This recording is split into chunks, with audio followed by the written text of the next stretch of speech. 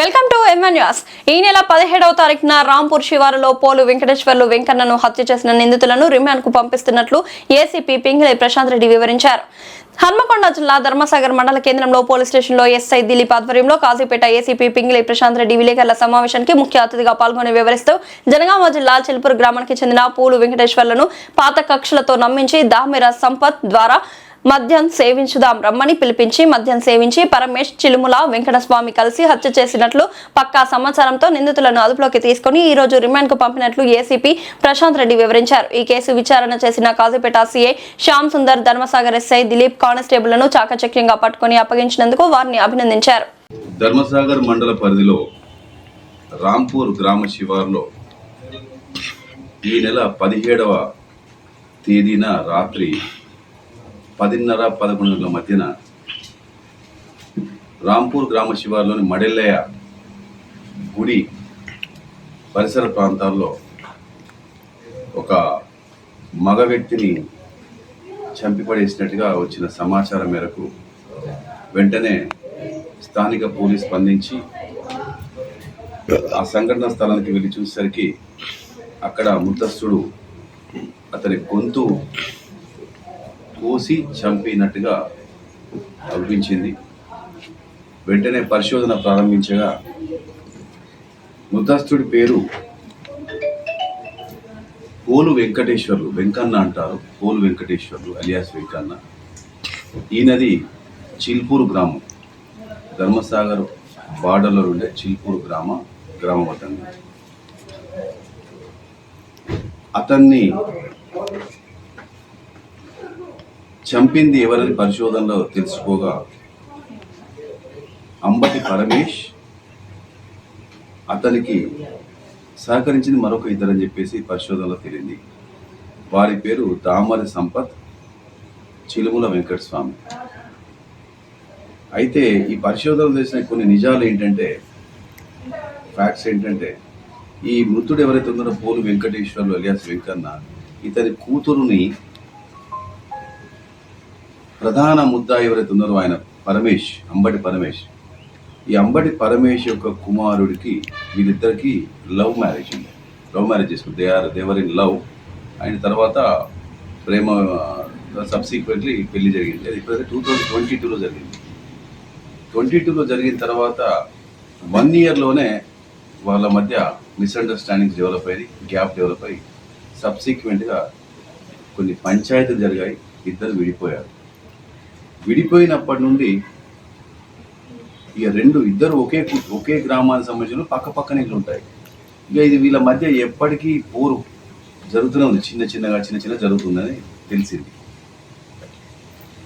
ఈ క్రమంలో ఒకసారి పంచాయతీలో ఇలానే జరుగుతుంటుంటే ఈ యొక్క పోలు వెంకటేశ్వర్లకును మృతుడు పరమేష్ ప్రధాన నిందుడు అంబటి పరమేష్ మధ్య వివాదం తారస్థాయికి వెళ్ళి అక్కడ ఒకరికొకరు కొట్టుకునే పరిస్థితి పోయి అప్పుడే అంబటి పరమేష్ ముత్తస్తుడి పైన దాడి చేయడం కూడా జరిగిందని తెలిసింది.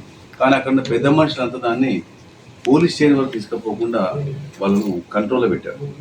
4 మంచి మాటలు, బుద్ధి మాటలు భయచేసి పంపించారు. కానీ వీళ్ళ మధ్య వాస్తవానికి వైరం పోలే. ఈ విషయంలో ఇలా గొడవ జరిగిందని చెప్పిన తర్వాత ఈ విషయంలో అక్కడ ఈ యొక్క ప్రధాన నిందితుడి పైన ఈవెన్ చిల్పూర్ పోలీస్ స్టేషన్లో ఒక సస్పెక్ట్ షీట్ కూడా ఉంది. కానీ అతనిలో మార్పు ఏం రాలే. అతని లోపల నేర ప్రవృత్తి ఏమాత్రం తగ్గలే. లోపల ఇక అది మనసులో పెట్టుకొని ఎన్నటికైనా ఎప్పటికైనా ఇతన్ని తుదమిట్టించాలని చెప్పేసి ఈ యొక్క ప్రధాన నిందితుడైన అంబటి పరమేష్ డిసైడ్ అయిపోయి అతనికి సన్నిహితులుగా ఉన్న ఓ రోజు మరి ఎట్లా చేయాలని చెప్పంటే ఫైనల్లీ ఫినిష్ చేద్దామని చెప్పి అనుకొని మొన్న 17th నాడు అతనికి అత్యంత దగ్గరగా ఒక సంపత్ అనే వ్యక్తి ఉన్నాడు, దామెర సంపత్. అతను కూడా అదే గ్రామస్తుడు.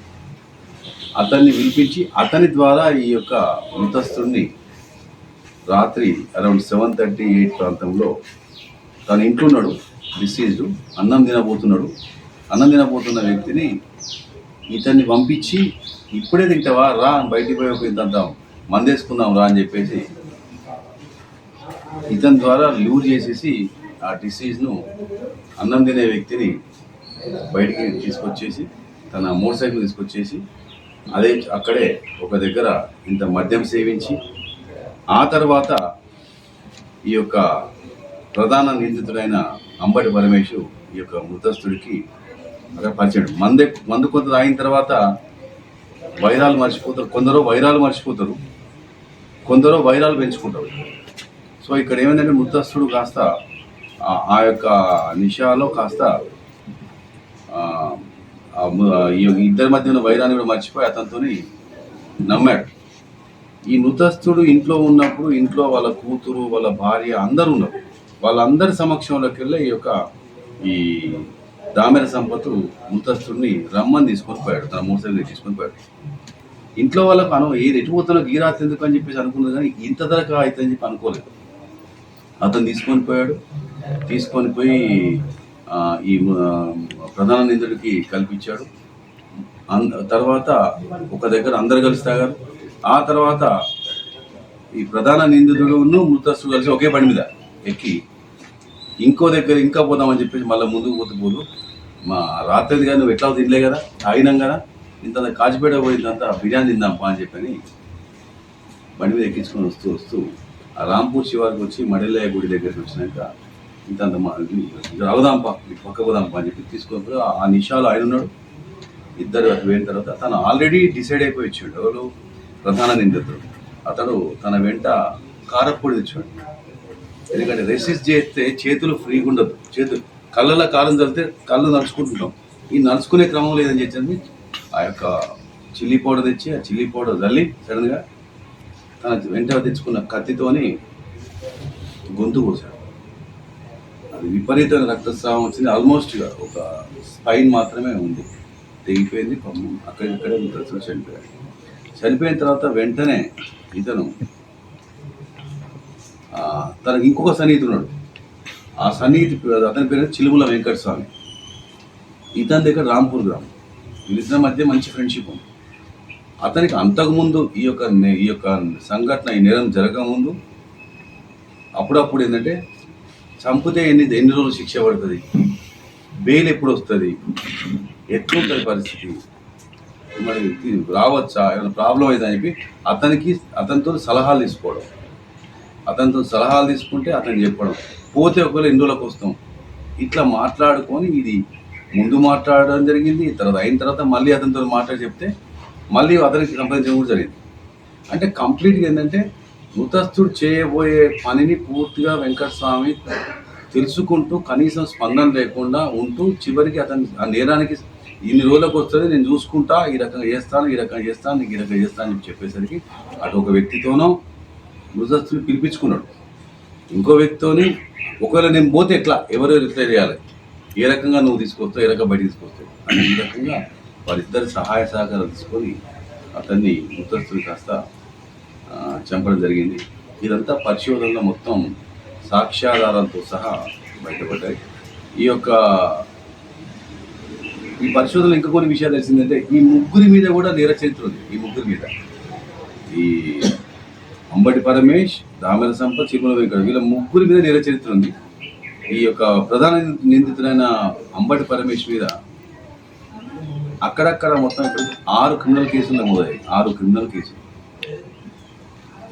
ఒకటి జనగాం పోలీస్ స్టేషన్లో, ఒకటి రామగుండం పోలీస్ స్టేషన్లో, ఒకటి స్టేషన్ గన్పూర్ పోలీస్ స్టేషన్లో, ఒకటి ముల్కనూరు పోలీస్ స్టేషన్లో, ఒకటి గన్పూర్ పోలీస్ స్టేషన్లో, ఇంకొకటి మన గట్కేసర్లో కూడా 98 ప్రాంతంలో ఒక మర్డర్ కేసులో కూడా ఉన్నారు. తర్వాత దామెర సంపత్ మీద కూడా తన భార్య, అది వరక 304B అంటారు, అంటే వరకట్నం చావు, ఆ భార్య కేసుల్లో భార్య చనిపోయింది. ఆ కేసులో అతను నిందితుడు. అతనికి అప్పుడు యావజ్జీవ కారాగార శిక్ష పడింది. తర్వాత హైకోర్టుకి వెళ్ళి మళ్ళీ తర్వాత ఈ యొక్క శిక్ష కాస్త అది యాక్టివేట్ అయిపోయింది. తర్వాత చిలుముల వెంకట స్వామి మీద కూడా ఒకటి ఎక్స్ట్రాషన్ కేసు ఉన్నది. తర్వాత ఒకటి ట్రెస్పాస్ అండ్ థ్రెటనింగ్ కేసు కూడా ఒకటి ఇదే ధర్మసాల పోలీసులో ఉన్నది. అంటే ముగ్గురు కూడా క్రిమినల్ హిస్టరీ ఉన్న వాళ్ళే. ఇందులో ప్రధాన నిందితుడి పైన సస్పెక్ట్ షీట్ ఉంది ఆల్రెడీ. ఇప్పుడు ఈ ముగ్గురు నిందితుల మీద కూడా రౌడీ షీట్స్ ఓపెన్ చేయడం జరుగుతుంది వెంటనే. ఈ ముగ్గురిట్లో ప్రధాన నిందితుడు రెండవ నిందితుడు ఇద్దరు పక్కన ఉన్న బార్డర్ పోలీస్ స్టేషన్ చిలుపుకు సంబంధించిన వారు. So case rowdy sheets open చేసేసి ఆ సంబంధిత పోలీస్ స్టేషన్కి ట్రాన్స్ఫర్ చేయడం జరుగుతుంది. ఈ యొక్క కేసులో వీళ్ళను ఈ ముగ్గురిని పరిశోధన అనంతరం ఈ ముగ్గురిని అదుపులో తీసుకొని ఈరోజు గౌరవ న్యాయస్థానం ముందు హాజరుపరుస్తున్నాం. ఈ యొక్క కేసు పరిశోధన చేసింది ఇన్ఛార్జిగా ఉన్న ఆఫీసర్ కాజీపేట ఇన్స్పెక్టర్ శ్యామ్ సుందర్ మరియు స్థానిక SHO దిలీప్ ఎస్ఐ తను. వీరికి సంబంధించిన సిబ్బంది మొత్తం భిక్షపతి, రాజు, సలీం పాషా, సంజయ్ కుమార్ వీరంతా టీం అయిపోయి ఈ చాలా తొందరగా చక్కగా ఈ ముగ్గురిని అదుపులో తీసుకోవడం జరిగింది. సరి అయిన సాక్ష్యాలు సేకరించడం జరిగింది. చాలా తెలివిగా చేశారు. కానీ అంతే తెలివిగా, అంతే షార్ప్గా, అంతే అలర్ట్గా, క్విక్గా ధర్మసాగర్ పోలీసులు శ్యామ్ సుందర్ గారి నేతృత్వంలో ఈ ముగ్గురిని అదుపులో తీసుకోవడం జరిగింది. ఈరోజు కోర్టు ముందు హాజరుపరుస్తారు.